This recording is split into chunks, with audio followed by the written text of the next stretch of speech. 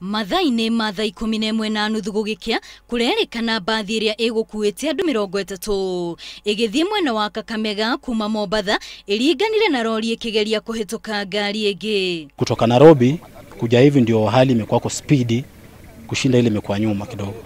On seeing the oncoming vehicle, he decided to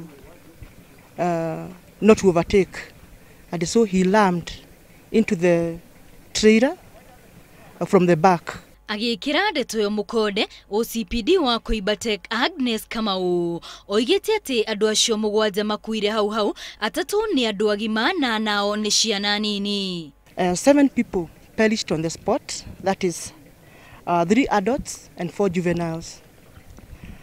25 people were seriously injured and were taken to different hospitals in Eldoret. Amwe arĩa moima mutino-ini ucio matigĩtwo na kĩgirĩko kumana na gukua kwa endwa ao. Basi ikawa huyu ana overtake trailer ndiye akaingia katikati yake.